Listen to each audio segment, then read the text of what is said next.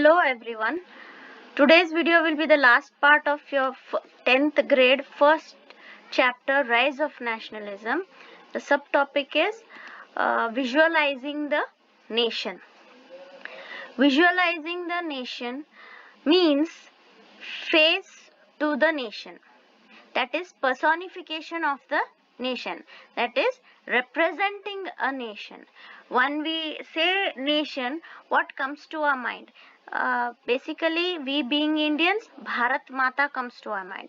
The same way, Bharat Mata is nowhere a reality, a real woman, but she represents the nation. Bharat Mata represents the nation. The same way, we will see how Germany and France had their visualizing the nation.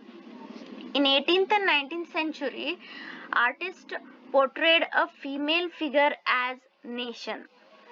This did not stand for any particular women in real. As I told, there was no women in real. Thus, female figure became an allegory of nation. You all might think, why only female figure? It is maybe female is, or a woman is known for her sacrifice, her patience. Maybe it's for that the artists have portrayed a female figure as nation. So, thus female figure became an allegory of a nation. Now, what is this allegory? Allegory is nothing but an abstract idea like greed, envy, freedom, liberty, expressed through a person or a thing. It can be allegory, can be symbol. It is nothing but a synonym for symbol. Two important allegories that you all have to know in your 10th grade. That is Marian allegory of France, a popular Christian name which underlined the idea of people's nation. Her characteristics were drawn from those of liberty and republic. The red cap, the tricolor, the cockade that she wore were her symbol. That is the allegory symbol as a nation. Her statues were erected in public squares to remind the public of the national symbol of unity. Her symbols were marked on coins and stamps. So the next allegory was Germania. Germania, the allegory of Germany nation. Earlier, Marian, the allegory of France, and this is Germania, the allegory of Germany. In visual representation, Germania wears a crown of oak leaves, as the German oak stands for heroism. There were many other, you can say, symbols which represented many things. So let's see what were those. Broken chain being freed. Breastplate with eagle symbolizes the German Empire, strength. Crown of oak leaves, heroism. Sword, readiness to fight. Olive branch around the sword, willingness to make peace. So as we say, usually white flag is known for peace. That time olive branch around the sword, willingness to make peace. Black, red and gold tricolor, flag of liberal nationalist in 1848, banned by the Dukes of German state. Okay, these were the flags of liberal nationalist which was banned by Dukes of German states. Rays of the rising sun, beginning of new era. These are few symbols or allegories only you can see. But basically here two allegories are to be remembered, that is Marian and Germania. So different allegories. This is just for your general knowledge. Basically you got to remember about France and Germany only. So here this is this allegory of Marian. This is the allegory of Germany of German and New York liberty as you know. And this is our Bharat Mata, which is the allegory of India.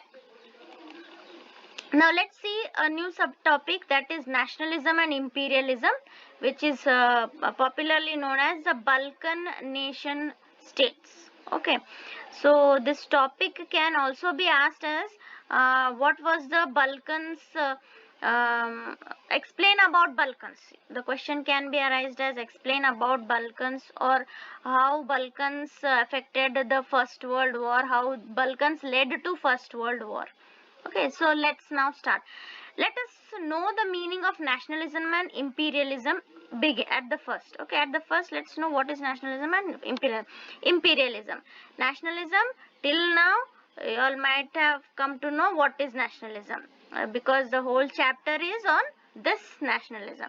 So, basically, nationalism is nothing but patriotism or love towards your country.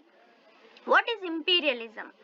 Imperialism is a policy of extending a country's power or influence through colonization.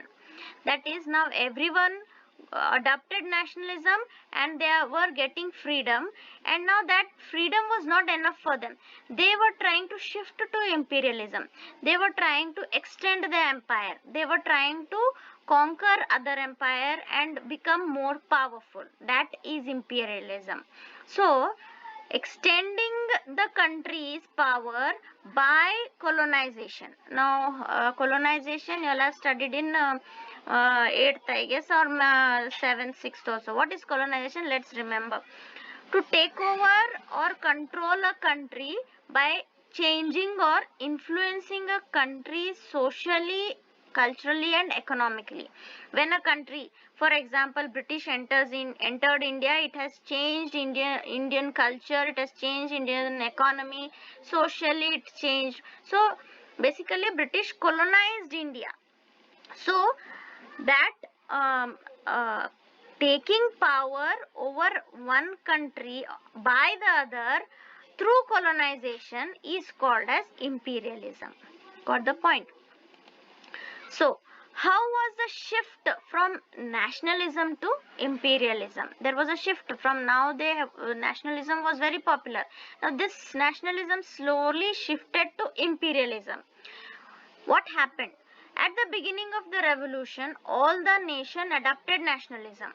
Once every nation were either unified or freed from feudal rule, they started establishing dominance over the other, which led to imperialism.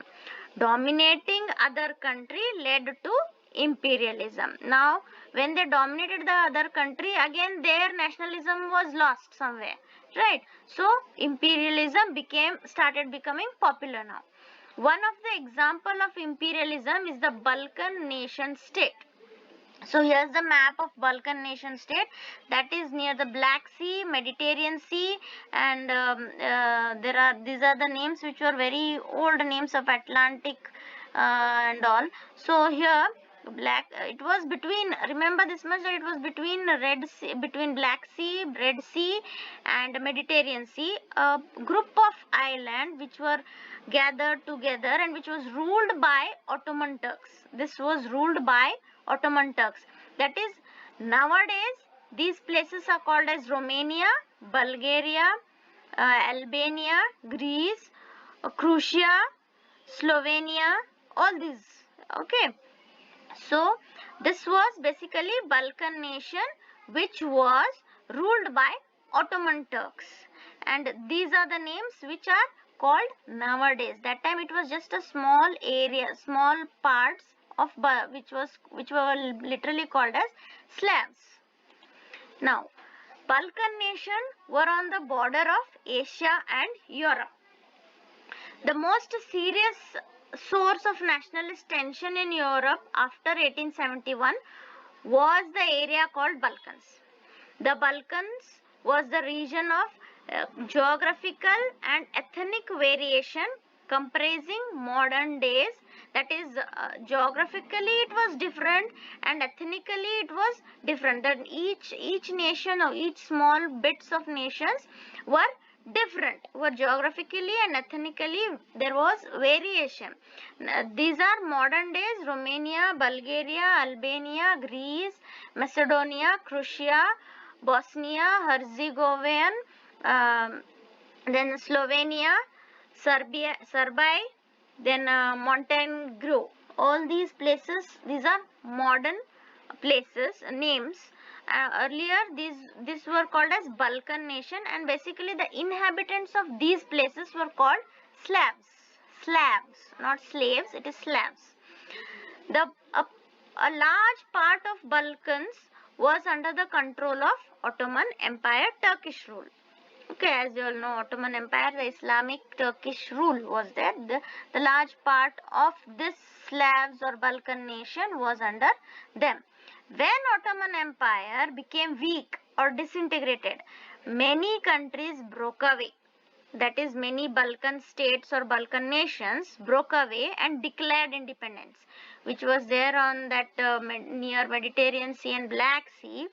Those small nations, when the Ottoman Empire became weak, they declared themselves independent.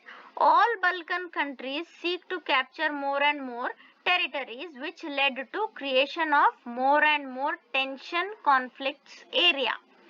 Okay, so here because they declared themselves independent and imperialism was in their head, and they started attacking each other to extend their empire. So this created tension in that area. These area became the ground of conflicts. During this period, there was intense rivalry among the European powers over trade and colonies, as well as naval and military. So European powers, who were those European powers? The big powers. Where these big powers were Russia, Germany, England, Austro-Hungary. These powers, when entered into Balkan conflicts, so they also had tension. Here Balkan countries also had tension. Now these are the big powers which entered these Balkan fights. These powers, when entered into Balkan conflict, which led to series of wars and finally First World War. Got the point? This was the story which led to First World War. Balkans led to First World War. Now, there was another concept of anti-imperial movement. Now, nationalism aligned with imperialism. Now, nationalism was aligned with imperialism, led Europe to disaster in 1914. So there was a disaster because of this imperialism. Many countries which were colonized by European power in 19th century began opposing imperial domination. So those countries which were colonized, even India, opposed this imperial domination. Now here European idea of nationalism replicated. That is, European idea of nationalism came back. The feeling of nationalism was back. The idea of nation state came to be accepted as natural and universal. That is, after when this anti-imperial movement came, India's freedom struggle also became fast. So by this I end the chapter Rise of Nationalism. This was the last video. The next video will be on Geography chapter 1. Please like, share and subscribe.